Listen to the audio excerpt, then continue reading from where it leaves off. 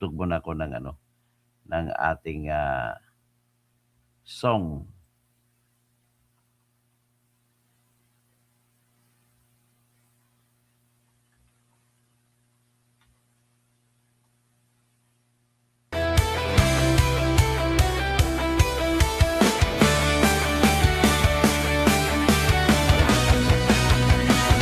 Sa Pilipinas, kilala ang tindi. Hindi kayang bayaran ni numan ang kanyang prinsipyo. Kapag may inaapi, siya ang nariyan. Kapag may bayaran, siya ang hadlang.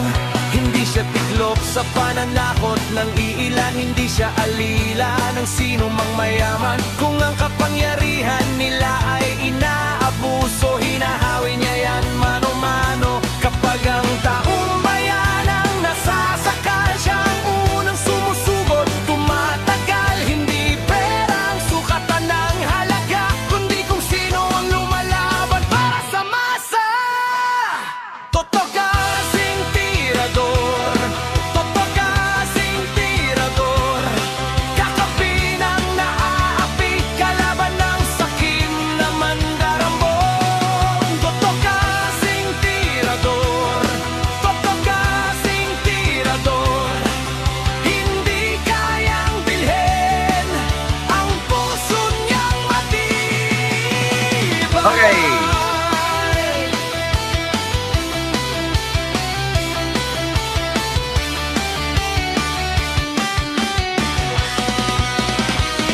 Mga magnanakaw sa pondo ng bayan, nanginginig kapag siya ang nandyan.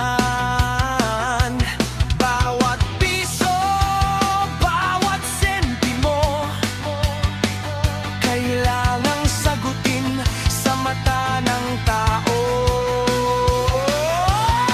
Walang ngiti para sa mandarambong walang pwesto, para sa sumisip-sip kapag ang hustisya ang pinag-uusapan. Siya ang bantay sa gitna ng laban. Kung may nilulunod ang kasinungalingan, siya ang boses na hindi tatahimik. Sa bawat galaw ng mapagsamantala, may salubong na paninindigan niya. Totoo kasing tirador, totoo kasing tirador, kakampi ng naaapi, kalaban ng sakim na buwaya.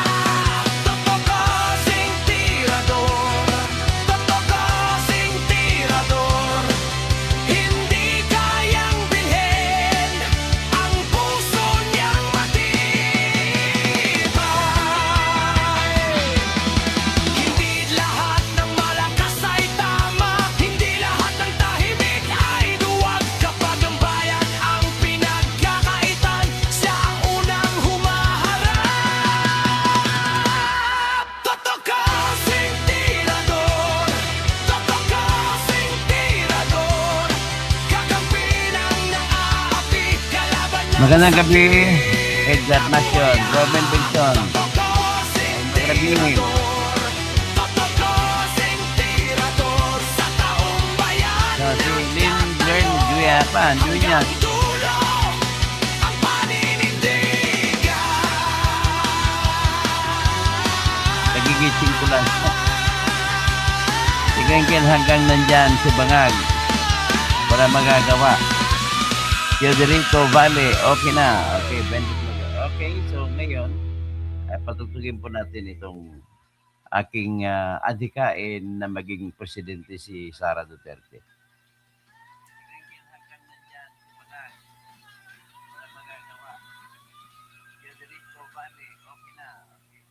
Sara, Sara, wala nang iba.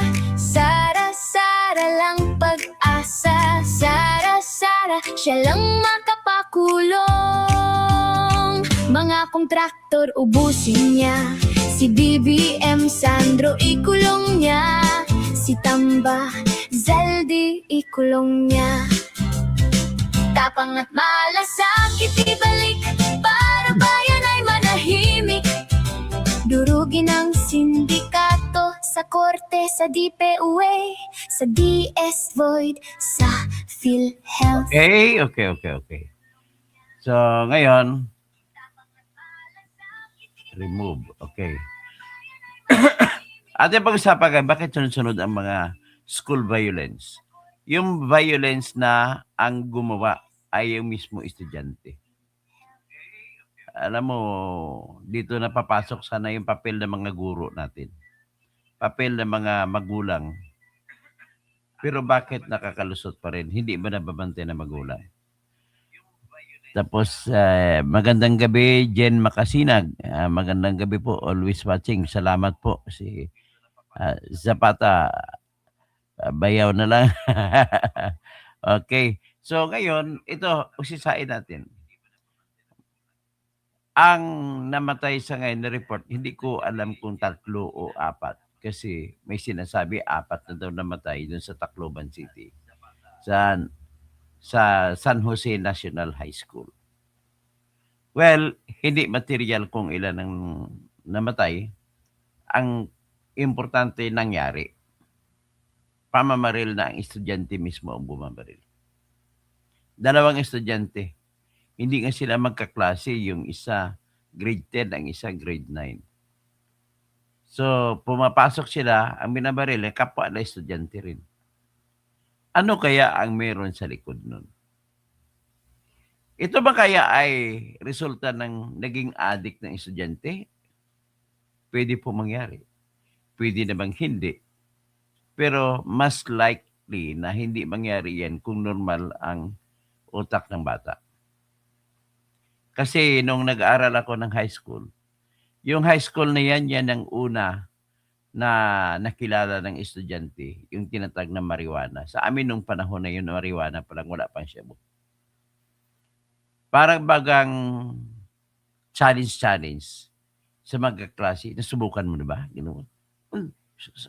Grabe, pang lumulutang ka sa akin pag lumalatag. Yung mga ganong kwento. So, natural lang na mayroong mga ganon-ganon sa eskwelahan na nagsimula sa isa, nagkaroon ng barkada. Pero sa panahon namin, wala pong violenting nangyari na insidente. Kundi makikita mo lang maraming tawag sa amin no choy-choy. Choy-choy, naghihitit ng marijuana.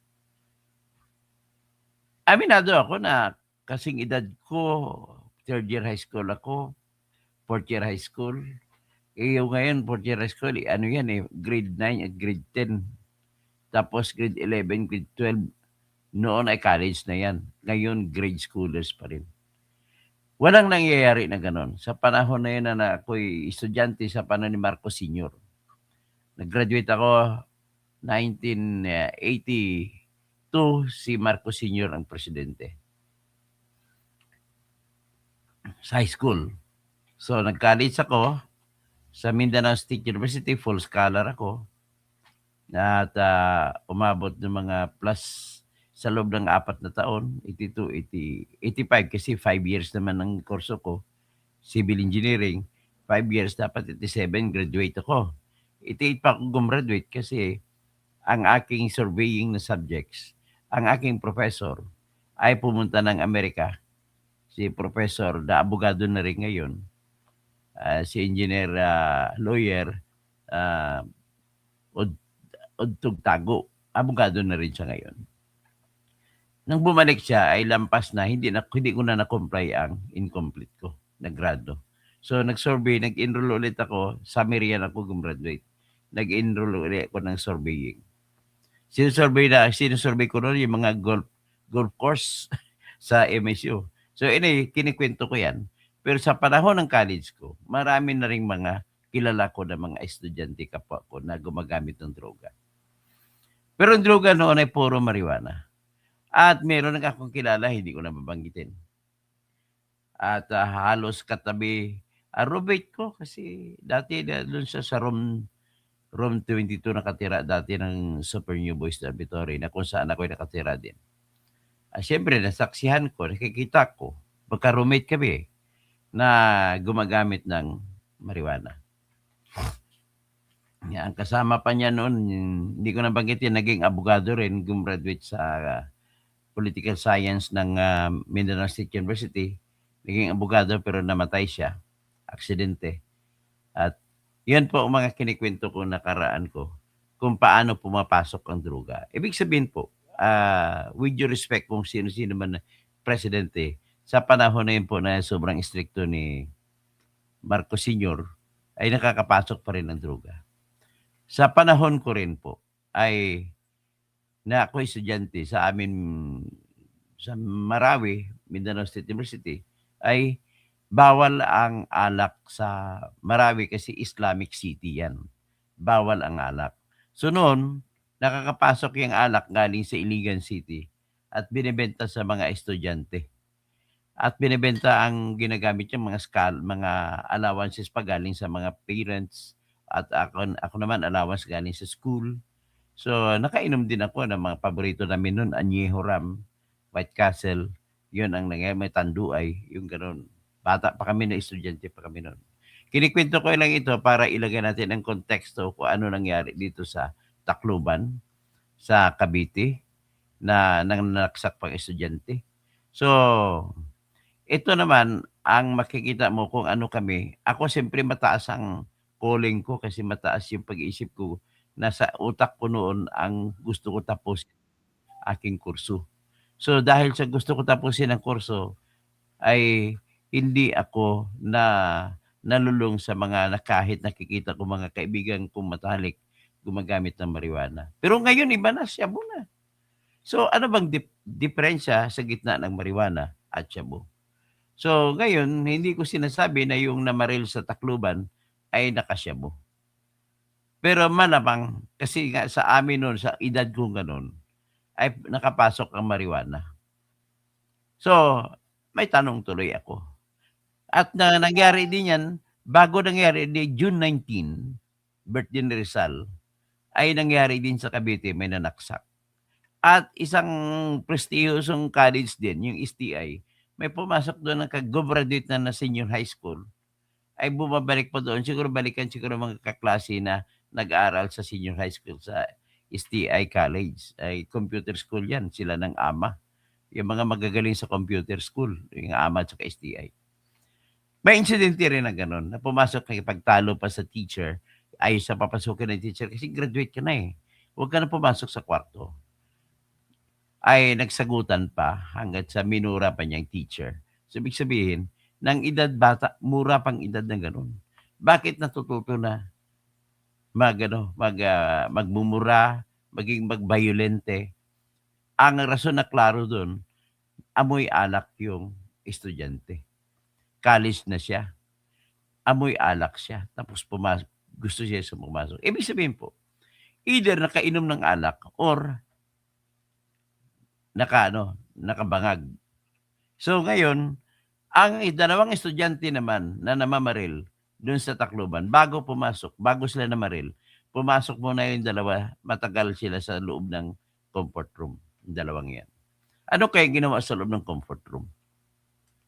Ng school, nang lumabas na, public school yun.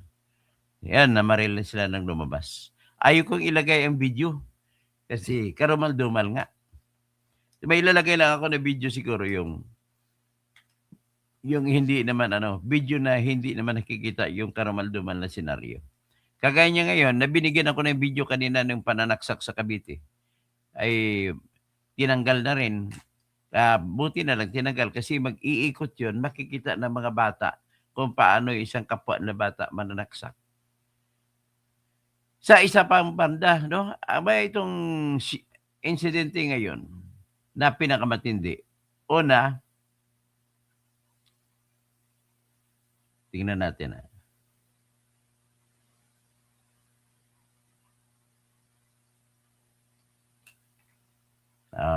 Okay.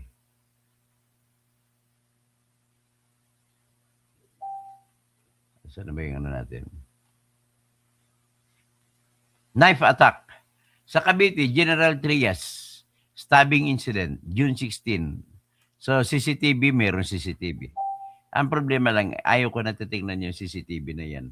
Sapagkat po ay kakaawa naman ang bata na makukuha ng CCTV, maibuyagig sa publiko, makikita na siya ay nananaksak. Pwede pa siyang hilot-hilotin ang utak niya, papasukan ng psychological and educational systems para matanggal ang kanyang pagano. Tapos sa Cavite City naman, may stabbing incident din nangyari. May video rin nakuha. So, nailabas ng EBCBN, saka saksi, saka GMA. At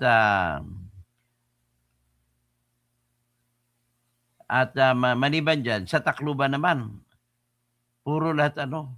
Ngayon, kung ikumpara natin, sa panahon ni Duterte, 2016 hanggang 2022, ay ang panahon ni Duterte nangyari na school violence ay number 1. Naalala niyo sa Tineo Boy, sa Tineo Kid, bugbog o dignidad, yun lang ang insidente nangyari na sa loob ng school na kapwa estudyante ang gumawa. Yung isang school incident sa Ateneo na graduate school na may pinatay, may binaril, nakakalungkot. Bakit po nakakalungkot? Kasi ang bumaril ang pumatay ay client ko na tinuturo na siya at nahuli din siya. Although, this is without admitting na siya nga, ang impression lang sa publiko na ganun nga nangyari. Pero iba na yung abogado niya ngayon sa kaso niya na murder. Pero siyempre, ang itikikwento ko lang kung bakit ganun ang psych-up. Doktor yun, yung client ko. Pero pwede ko rin bagitin ang pangalan niya. Pangalan hindi naman niya sakop ng secret sa client and lawyer relationship. So, ang pangalan naawa ko sa kanya, si Dr. Chow Chow Yumol. Isang taga Lamitan City sa Basilan Province or Basilan Island. Ang kanyang natutorta na siya kung ako kasi I personally know some of the reasons that could lead to Dr. Chow Chow Yumol into that rampage. Rampage ang tawag dyan. Kung sa kalsada yan, road rage. Pero ito, rampage. Pumasok siya, sumakay siya ng Grab, pumasok sa Ateneo, at pagkatapos nandun sa loob ng Ateneo, ay mag-umpisa ang graduation ng mga law school graduates, at nilapitan niya at binaril niya yung nanay ng law school graduate na yun, na si Madam dating mayor ni Rus Purigay, na ang kanyang husband ay naging mayor din sa Lamitan City, Basilan. Si Urik Purigay. Ang anak nila ay graduating sa Ateneo College of Law. So, nabaril siya ayon sa report, nabaril niya si Mrs. Purigay. At nabaril din yung anak na graduating, at nabaril din ang bodyguard ng mayor. So, dalawa patay. At habang papalabas pa iskapo yung client ko na si Dr. Chow Chow Yumol, magaling na doktor yun. Ang galing kumbaga kung sabi sa amin, tandair, hit precise kung anong sakit mo. I-assess ka lang niya, alam niya ng gamot ibibigay sa'yo. Sobrang galing na kwan yun. Na hindi siya ordinaryo na doktor. So ngayon, tumakbo siya palabas. Nung palabas siya, hinarang siya ng gwardiya ng Ateneo. Pinatay pa ang gwardiya ng Ateneo, so 3 namatay. At nakasakay siya sa bus, yung kanya pag-escape, at nagpalit siya ng damit, pero nahuli pa rin siya nevertheless. So, she is now facing trial at of course, sa Quezon City nangyari yun. So, nasa loob na siya ng kulungan ngayon. At least, ina-advise ko na siya that stay cool, keep your cool, at masyado siyang passionate. So, ibig sabihin, yung pagiging passionate ay nagdudulot din ng kapahabakan. Actually, yung pagiging passionate ko sa pakikipaglaban sa korupsyon, yun din nagdulot kung bakit ako na-disbar. Okay? Passionate din ako sa aking client na inaapi ng lalaki. Ang client ko noon, victim ng bawsi, battered woman. Ang lalaki na nagbabatter sa kanya ay namatay na rin ngayon. Ay isang OFW rin na malaking sweldo. So, hindi siya binibigyan ng pang-suporta sa kanilang anak na naging anak at nagpakasal pa sila kahit na mayroong asawa na yung lalaki. So, victim of bigamy. So, ang nangyari, kinasuhan ko ng bigamy, kinasuhan ko ng bawsi yung lalaki. At sa isang pagkakataon ay post ko sa Facebook. Yan, pinarusahan ako ng Supreme Court sa pag-post sa Facebook. So in other words, I'm proud to tell you the whole story why I was disbarred. Kasi hindi po karumal, hindi karumal-dumal, hindi rin immoral ang dahilan kung bakit ako na-disbar. Parang kagaya kay Attorney Palsis, Jesus Palsis, although kinikriticize ko sa lagi, ay siya na suspindi naman siya 1 year kasi sa kanyang vulgar na words. Ibang klase Supreme Court ngayon, magmura ka lang sa Facebook at kung abogado ka, ikaw ay malamang madidisbar.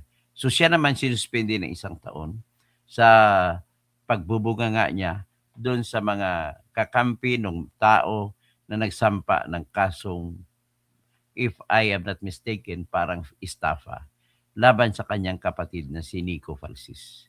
At yung taong na nagsampa ng kaso ay katiwala ni Chris Aquino. So, ibig sabihin, imagine the situation. Naintindihan kong katayuan ni Attorney Falsis. Ang kapatid niya, nasa saddak, nababalita, nakikilala, tapos ang umaakusa, parang inaakusahan na nagnakaw kay Chris Aquino. Pangit. So, ibig sabihin, after all, nagsalita na rin si Attorney Falsis, I did it for family. I did it in defense of my family. So, ganun. Well, lahat naman maraming umaabot sa ganung senaryo. Yung pangalawang insidente naman na ako'y na-disbar ay dahil sa nagsampa ako ng kasong plunder sa kay Ferdinand Hernandez na congressman namin noon at ang kasamahan niya na sinampahan ko rin ng kaso ay sabi daw ang mali ko lang doon ay yung pinablis ko muna yung aking reklamo laban sa kanila pero hindi ko pa naisampa sa ombudsman. So dahil doon ay sinabi sa Supreme Court, mali yun. Mali. Okay, ando na tayo mali. So dahil ang parusa lang sana sa akin ay reprimand, tapik sa balikat. Ay, huwag mo na ulitin. Kaya lang, dahil nasuspindi na ako sa unang client, sa unang insidente, na kung saan ay na-publish ko rin sa Facebook, yung lalaking ito, na matapos niyang lukuhin ang client kong babae, ay nag-file pa siya ng annulment ng marriage at ang katwiran niya ay pinikot daw siya. Kaya siya nagkapakasal ng pangalawang beses kahit na yung asawa niya ay buhay pa. So, ganun ang insidente sa akin naman. So, I'm telling that in relation to the story that I'm going to tell you now, na kung saan emotionally charged itong mga estudyante nung nagawa nila yung krimen. So, what the problem is, the question is, ano ang nagdulot sa kanila para tataas ang emosyon nila at para sila'y magra-rampage? Droga, sinabi ko droga ang pinakadahilan. Sapagkat kahit sa panahon ni Marcos Sr. noon, sinasabi ko na nakapasok din ang marijuana noon. So in other words, it is more of a sin, or not a sin, but responsibility and accountability of the school officers, school teachers. At saka ang alam ko, iisa lang ang gwardiya ng bawat school. So panahon na siguro na magkaroon ng tama si Sara Duterte sa panahon ni Sara ay walang insidente na nangyayari na siya ay Department of Education Secretary. Walang ganong insidente nangyari. Kasi nga mayroon siyang confidential fund na ginagamit niya na kailangan makakakuha ka ng informasyon at para ma-prevent yung may mga NPA na nagre-recruit sa mga estudyante. Vulnerable kasi mga ganong edad eh. Madali silang, siyempre mga idealist mga yan, madali silang mahikayat. Pag magkwentuhan na apang-api na ginagawa ng gobyerno, so ngayon magre-rebelde. Ang problema, pag magre-rebelde, ay hindi man lang dapat kung pinatay nila yung mga corrupt na mga congressman, mayor, at gobernador sa kanilang lugar, ayan ang mas maganda, susuportahan ko pa, although pangit yan. Pero ang ginawa, nangyari, nagiging NPA, ang kalabanan yung walang kinalaman sa korupsyon ng mga sundalo, mga pulis natin, mga lahat ng operatiba natin. Dumating nga sa panahon ni Cory noon, mayroong tinatawag na Alex Bungkayo Brigade na ng mga pumapatay. Mga grupo ni Paduano yun. Kasi si Paduano ay galing sa NPA yan. So mga grupo na pumapatay sila ng pulis. Akala mo pulis na nangungutong. Ang kasalanan nun, nangungutong na. Wala naman si kinalaman doon sa mga flood control. Wala naman si kinalaman doon sa mga pork barrel na nangyayari, sa mga nakawan ng malalaking magnanakaw sa loob ng sa gobyerno. Pero ganon po nangyari noon. At ngayon, mga bata ngayon, madali po pagkwentuhan ng ganon, uusbo ngayon ang kanilang galit sa dibdib. At nagiging puhunan ng mga NPA recruiters na yan ang galit sa dibdib ng mga kabataan. So, with this, I also would like to believe na dahil congressman sa Tacloban, si Martin Romualdez, kasama rin sa galit nila kay Martin Romualdez na desperado yung mga batang yun. At nang nakakuha na ng baril, ayun, the rest is history. Ngayon may nangyari, siguro ipakita ko lang na kagaya nito sa Tacloban, ipakita ko rin pero hindi direkta na litrato. Kasi ang problema ko pag pinakita ko po ay na-demonetize ko. Kina-call out ako ng YouTube tsaka Facebook. Anyway, balita naman ito, ipapakita ko.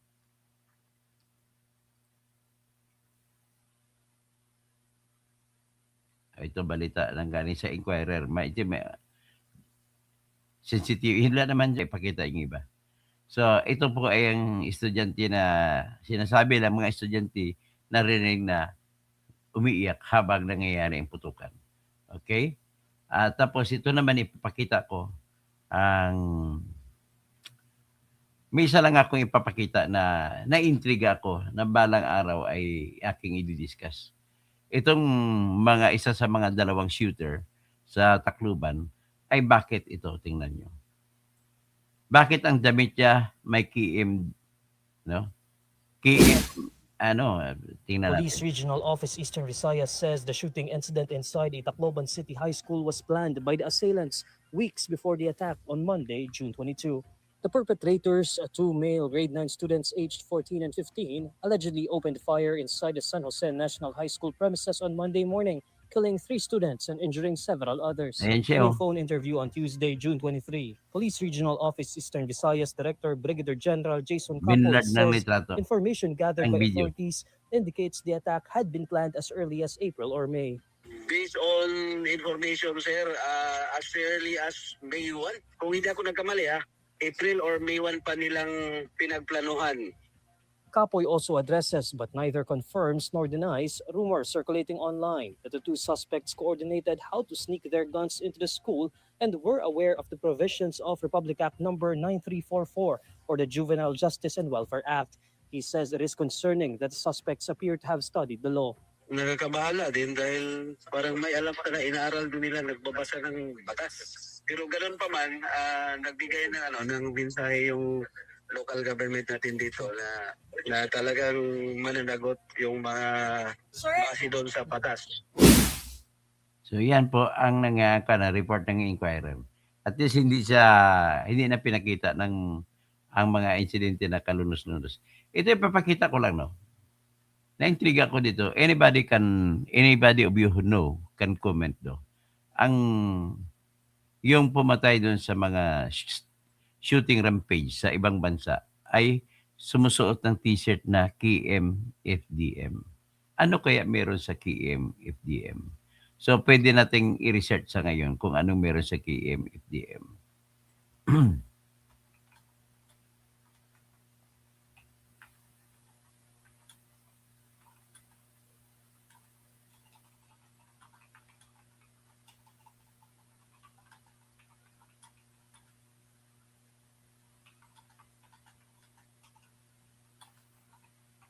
Yan, ano meron kasi claim?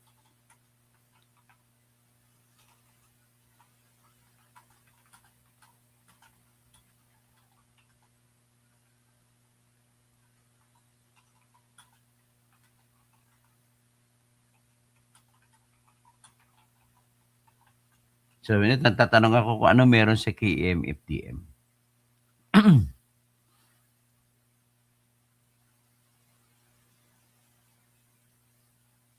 So, the black shirt worn by the 14-year-old suspects, tawagin na lang natin suspect number 1. Suspect bata. Kasi siya mas younger. Sa Tacloban ay may logo, German Industrial Metal Band pala yun. So, Industrial Metal Band, banda pala ito, KM-FDM. This is the same or very similar band shirt linked to other school shooters, mostly notably Columbine perpetrator Eric Harris and Dylan Klebold in related imagery. And more recently in 2024, Wisconsin Abundant Life Christian school teacher, shooter Natalie Rapnoe, who was photographed wearing one of the shooting range. So what KMFDM means? KMFDM is an initialism for the deliberately grammatically incorrect German phrase "Kein Merit Parde mitheld," literally something like "no majority for the pity." The band and fans commonly translate it as "no pity for the majority." The grammatically correct version would be closer to Ken Metal Farde Merit. The band, formed in 1984, has long described music as anti-violence and anti-fascist. They publicly condemned the Columbine massacre and distanced themselves from any association with real-world violence. The shirt and connections. Photos show the Tacloban suspect in custody wearing a black t-shirt with prominent KM-FDM logo, often stylized in an oval or bold lettering. This has fueled online speculation about Columbine copycat motives as the band became symbolically tied to Columbine after the shooter's interest in their music and imagery. Similar shirts appeared in the Wisconsin case as a deliberate nod to Columbine. Authorities in the Philippines are investigating possible ideological or copycat links but have not confirmed a motive beyond the suspect's planning and access to guns. Here are examples. Again. So anyway, ini-examine lang natin ito. So, ngayon, at least may denial na ang mismo yung banda pala ito. Yung mismong banda nagdi-deny ng connection sa ganun that they are promoting violence. Wala rin. So, ito naman ang pag-usapan natin. Ito sa... Hindi ko na kailangan ipakita itong iba. May na makaramal-dumal kasi. So, ito naman ipakita ko sa inyo yung nangyari sa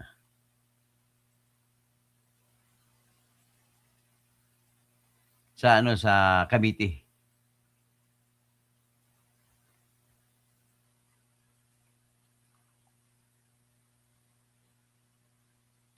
Ito ang nangyari, no? Basahin na lang natin. Mabuti na lang CCTV tinanggal na.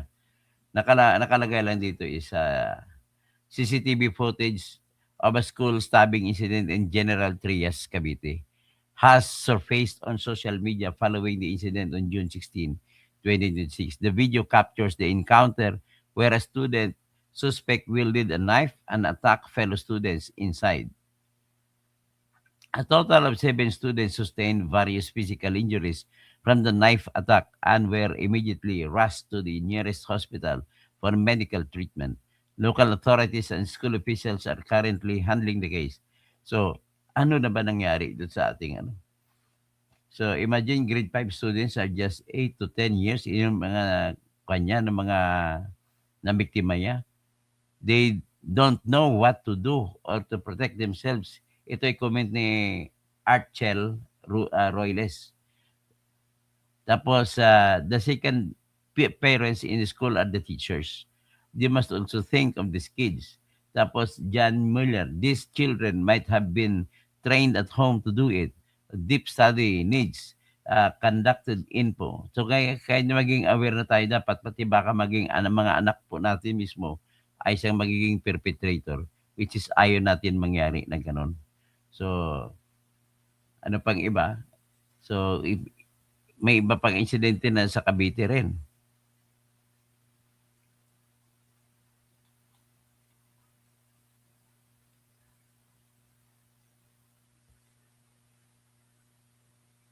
Yung sa Cavite naman nangyari, ito naman, isa pa. Sa June 19 naman, Cavite City. Yung schoolmate, 14 years old, ay sinaksak niyang grade 11 student. So, ito naman ay tinitingnan lamang nila na isang insidente na ang nag-motivate sa para gumawa ng krimen ay yung pambubuli. So, in other words, here comes now the necessity of us addressing the pambubuli. Dapat tanggalin ang pambubuli. Dapat hindi na mangyari. And the best people who can arrest this bullying ay yung parents at saka yung teachers. Dapat may close coordination na sa teachers at saka parents.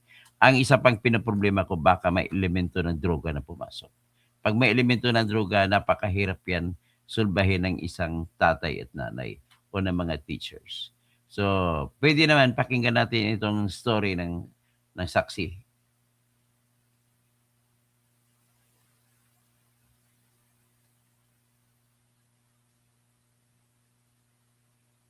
Ay, saksi sa Double B. Ito po. Saksi, hiramin ko muna ang inyo just for demonstration purposes. Panahon na nga ba para sa mandatory inspection sa gamit ng mga estudyante? Pinusuhan niya ni Marie Zumali sa Barangay Saksi.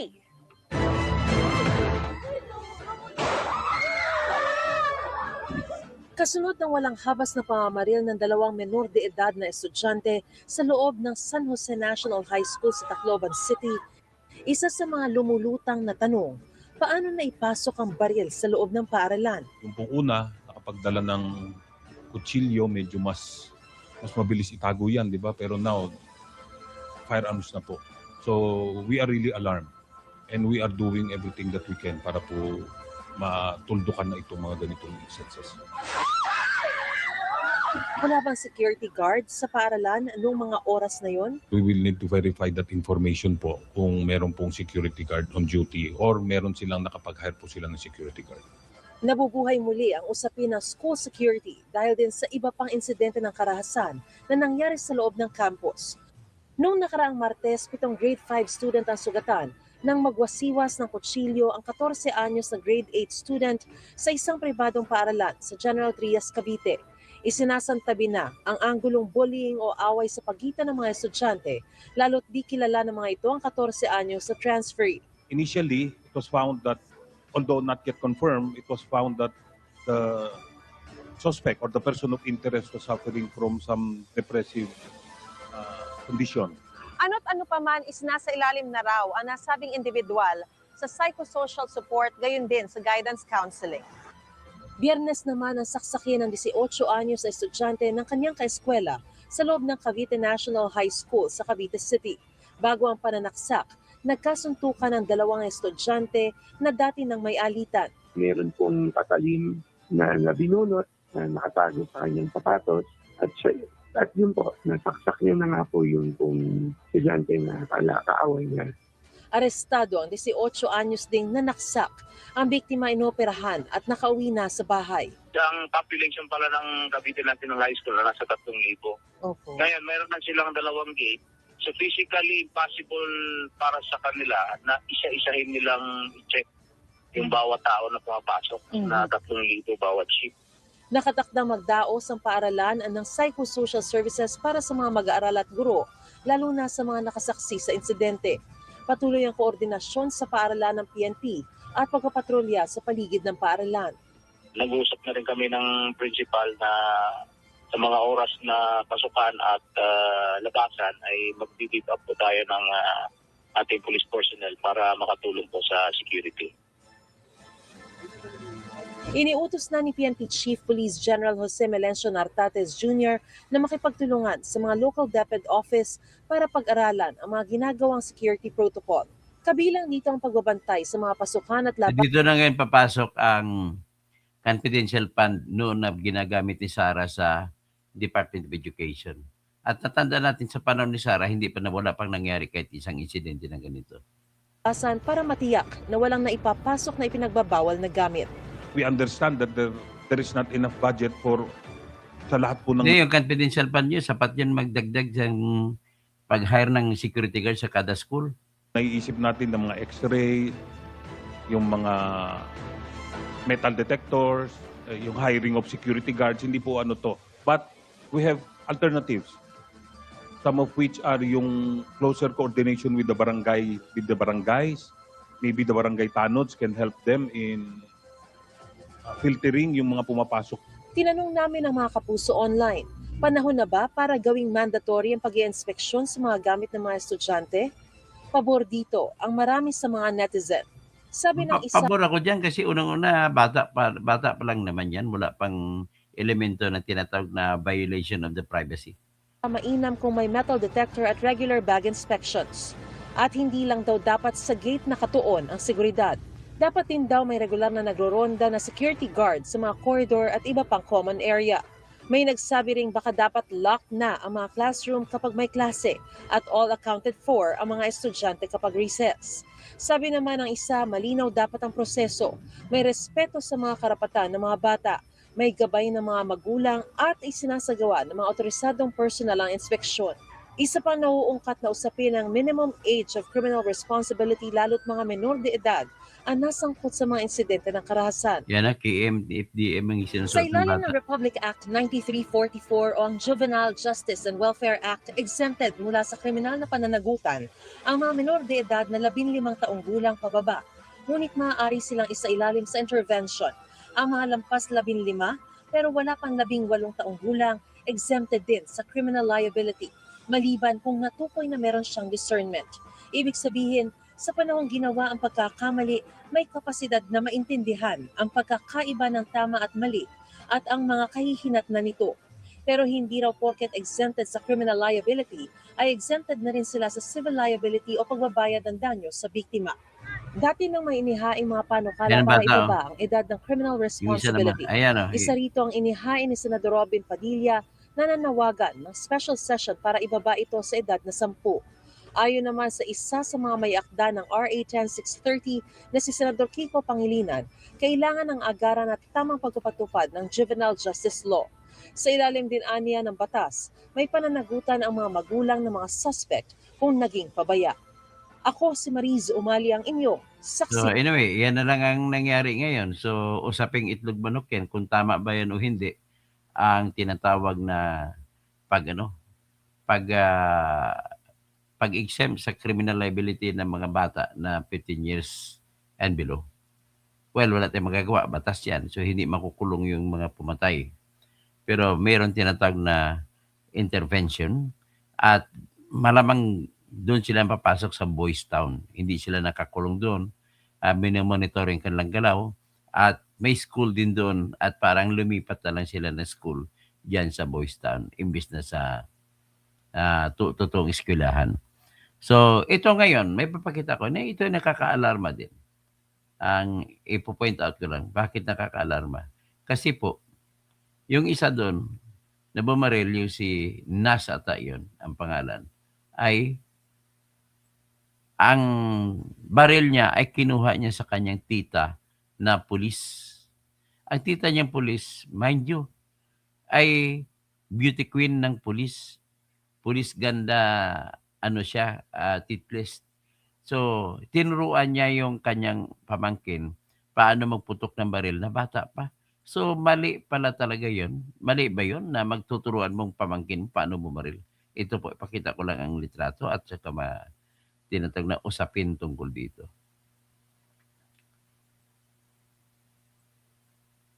So, ito po, palakihin ko lang Yung tita niya, kita mo maganda ang tita niya.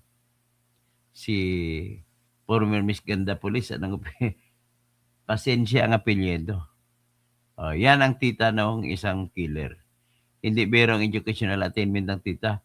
Police na, abogada pa, at registered nurse. Yan po ang tatlong katangian ng ng tita niya. O kita mo maganda. Matalino pa ang pulis na ito. Hindi maging abogada yan kung hindi matalino. Ganun lang po kasi. Basahin natin yung ibang mga comment dito ng mga netizens. Kasi maraming comment na nakalagay. Ang haba eh. Ang dami. Sobra. Ibig po sabihin talagang of top interest ito. Ang sabi ng iba, konsentidura daw yung tita. So sabi naman ni siguro ang newest lang ating kukunin. Sabi ni Isagani Gikain Injales, Inojales, yes, tama. Hanggang ngayon, ongoing, papalit-palit. Ibig sabihin, talagang top of the mind sa ating mga kababayan. Baka tinuturuan doon ng tita gumamit ng barel. Well, yan na nga, siguro, malamang meron siyang gadget para sa shooting. So, sayang mali ang naging pananaw. So, yan ang mga pananaw ng mga nakikikuan dito.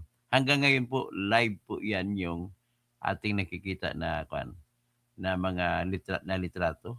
Ang commenting dyan na napakarami pa. So, ang post niya si Sambusor online. So, bigatin ang tita. So, as of now, ang nag-like niya na is 7,400 plus, ang nag-comment 1,200 plus, at ang nag-share 453. So, dyan mo makita yung influensya, kahit mga tita pala, may influensya sa mga pamangkin. Yung ibig sabihin naman ito is, hindi ko lang malaman kung ang bata na ito ay tinatawag na wala ng ina, wala ng ama, at ang nag-aalaga sa kanya ay kanyang tita. Malamang ganun po ang nangyari. Kaya, alam mo, pag ulila ka, dapat ay babantayan ka ng iyong mga tito-tita. Kasi, alam naman ang mga batang ganun na walang ama, walang tatay, walang nanay, ay iba yung iniisip. Lalo na papasok sa school, tatanungin ng teacher, kindly recite your father's name. Paano mag-father's name kung wala siyang tatay? Alam niya na wala siyang tatay. Hindi ba feeling niya yun ay para siyang na-discriminate? So, what's your mother's name? So, kung ganon ang mangyari, what's your father's name tapos wala, mother's name tapos wala kang nanay, nakakalunos po sa bata. Yan po nangyari, nakikita ko. Well, in this case is pagdasal lang natin na maka-move on na yung mga apektado at hindi na masusundan ito. So, I refuse to believe na yung batang ito ay gumamit ng droga. Tapos, mayroon namang isang insidente na kung saan ay mayroong graduate sa senior high sa STI ay gusto pang pumasok. Nagtalo tuloy sila ng teacher. Ito naman, tingnan natin, panoorin natin, saglitan natin sandali. College student sa klase ng senior high school at nakipagtalo pa sa guro ng klase. Ang viral na insidente, panoorin po sa pagtutok ni Mariz Umali. Ayan ang estudyante. Viral na ang video ng pakikipagtalo ng isang college student sa isang senior high school teacher nitong Martes. Kahit kasi pinalalabas na, nagpilit ang college student na makisit-in sa klase. Hindi ka ba nahihiya sa senior high? College ka, ganyan ka mag-a-active. Papasok ka ng eskwelahan na nakainom. Nakainom. So hanggang dyan na lang ang presentasyon natin kasi para na lang just enough for you to know na merong ganito ng insidente na nangyari. Tapos, tingnan natin ito, merong pinost naman na litrato dito na litrato ni Kiko Barsaga na so nagpapakita na may baril din siya. Tingnan natin. Tingnan natin si Kiko Barsaga. Taga Cavite ito. So ito pinost ng aking kaibigan na si Aldrin Cardona pero hinanap niya siguro sa iba rin. Kiko Barsaga Education Achievement, First School, Lasal Subel. Na-kick out siya for stabbing. Nagsaksak din siya stabbing. Security guard. Second school, Linden Tree Institute, Alabang. Got kicked out for pointing a gun at classmate's head. Suppose third school, Montessori, Alabang, got expelled for physically hurting classmates. So, yan po si Kiko Barsaga. Pero sa ngayon, medyo maayos naman siya ngayon. Ibig sabihin po ay bata ay bata. So, ngayon, kung bata ay bata, hindi natin pwede sabihin na totally kasalanan ng bata. So, ibig sabihin, nag-successful din to si Congressman P.D. Barsaga saka yung anyang asawa sa pagbabantay at naiwala si Kiko Barsaga sa ganong sitwasyon. Well, I'm just only presenting that kay anybody, not even a simple na babait na anak apo ninyo ay ganon. Ibig sabihin, lahat po ay potential na gagawa ng ganon. Ngayon, I refuse to believe na dahil hindi masikip si o baka hindi mahigpit pala, hindi mahigpit si BBM sa kanyang diskarte. So this is an evidence na talagang, sorry to tell you, yung mga maka-BBM, talagang incompetent na presidente ito si BBM. So what good will it take and will it give to the society of students who know that their president is being suspected as addict? Ganoon lang po yung tanong ko na matindi dyan. So, maliban pa dyan, sa tindi na po ng information accesses natin, pa sa Facebook, sa YouTube, lahat yan nakikita ng mga minor de edad. Hindi lang tayo aware. Nagtatahimik lang yung mga apo natin, mga anak natin. Pero may sariling isip ang mga yan. Hindi pa mga butante yan, pero may mga sariling isip na yan. Sigurado ako na na-influensyahan sila kung ano ang presidente meron tayo. Kaya sa totoo lang, dapat tanggalin na to si BBM kasi malaking influensya niya. Number one, siguro, inefficient ang mga pulis nila. Trabahong pulis ito eh. Kaya lang, hindi na trabaho ng pulis kasi within the school campuses. But then, as of now, nagtuwa naman ako at aware na ngayon ang mga police leadership. Kasama niya si Nartates. Siya mismo nagsabi na makipag-ugnayan na sila sa mga barangay, gagamitin ang barangay tanods para matulungan ang pulis, paano matulungan ang mga security guards ng schools para mabantayan yan. Siyempre, ang dami ng estudyante. Sa bawat estudyante, minus 1,000.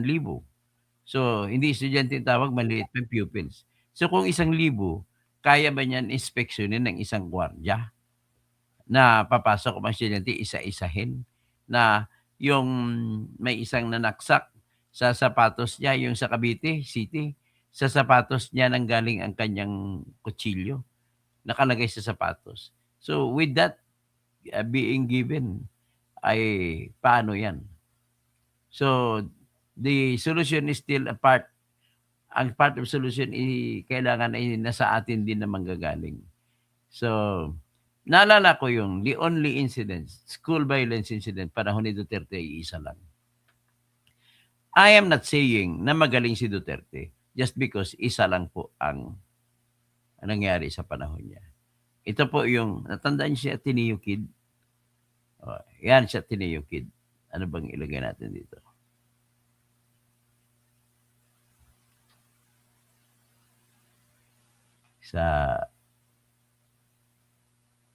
Ito na lang. Okay. Natandaan niyo ba si Ateneo Kid? I-play natin ito pero siguro walang sound. Smaller boy using martial arts to intimidate online of a smaller boy using martial arts to intimidate and hurt other boys taller than him. One video shows a student attacking a boy in a bathroom after forcing him to choose between getting a beating or keeping his dignity. The boy elaborates on the choices. He says, if he chooses to keep his dignity, I would make him kneel, kiss my shoes, and kiss my genitals. Another video showed the same student forcing a peer to say, I am dumb. In a statement, the PTA says it respects Ateneo's disciplinary action in the student, but the decision to lift his belt will depend on the Philippine Taekwondo's probe. In a statement, AJHS Principal Jose Antonio Salvador says the videos, when taken at face value, depict an evident act of violence that constitutes a serious violation of disciplinary misconduct. Follow Rappler for updates. Yan, sa Rappler naman na report. U.S. Defense Secretary James... wala na yan. So, report ng Rappler yan with regard to that. Pero meron ding report, mas maganda at ang report ng ibang school. Tanggalin ko na yan. Ang Ateneo naman na insidente. Tingnan natin hiramin ko lang sa ABS-CBN ha. Ito po yan. Dignidad, Jamie pala, Jamie. mabugbog o mawalan ng dignidad. Pinapili ng isang estudyante ang mas matangkad na mag-aaral sa loob ng CR. Kung mawalan ng dignidad ang kanyang pipiliin, paluluhurin daw siya at pahalikin sa sapatos at maselang bahagi ng katawan. Dahil hindi tumugon ng mas matangkad na estudyante, natigil lang ang pananakit na magdugo ang kanyang ilong. Ang mga estudyanteng yan, mga taga-Ateneo Junior High School. Bukod sa viral video ng batang bully, may iba pala siyang insidente ng pambubugbog at panghihiya sa kaeskwela. Meron nakipag one-on-one siya sa isa pang bata na natigil lang nang lumuhod siya sa harapan niya. Sa isa pang video, may pinaluhod din siyang bata at pilit na pinasabing, "Bobo ako," saka pinahawakan ng kanyang sapatos. Nakarating na yan sa mismong presidente ng Ateneo de Manila University. Iniimbestigahan na raw nila ang insidente para makagawa ng kaukulang aksyon. Pero pakiusap ng Ateneo, wag na sanang i-share sa social media ang video. Hindi raw nila kinukonsente ang anumang uri ng karahasan at hindi mangingimi ang Ateneo na i-dismiss o i-expel ang sino mang masasangkot sa mga kaso ng grave misconduct. Nakarating naman sa Philippine Taekwondo Association ang impormasyong taekwondo practitioner ang nambubuli sa video. Sa isang pahayag, sinabi nila kinukondena nila ang anumang uri ng pananakit, pambubuli at karahasan, mga katangiang malayo sa isang taekwondo practitioner. Pinakatalamak ang bullying sa mga paaralan ayon sa isang pag-aaral. Sa buong mundo, isa sa bawat 10 bata ang bully at isa rin sa bawat 10 ang biktima. Dito sa Pilipinas, 8 sa bawat 10 sumbong na natatanggap ng DepEd mga kaso ng pambubuli. May galit tsaka lungkot. Kasi siguro galit kasi bakit kailangan pa, it happened 3 times. Siguro nung once may nakapag-report na at kung may nai-report, may nagawa bang school. Mahalaga matutukan ang problemang ito, lalo't napatunayan sa maraming pag-aaral na ang mga batang bully at ang mga biktima, malaki ang tsansang tumigil sa pag-aaral, humina ang kakayahang mag-isip, lumayo sa mga tao at masangkot sa krimen. Okay, so hanggang dyan na tayo. So ngayon, let me just say magandang gabi at babalik ako mamaya. Alauna na isang araw na tayo nagbekan. Hindi na muna ako magtatawag. Sino pa bang iba? Okay, magandang gabi po sa inyong lahat.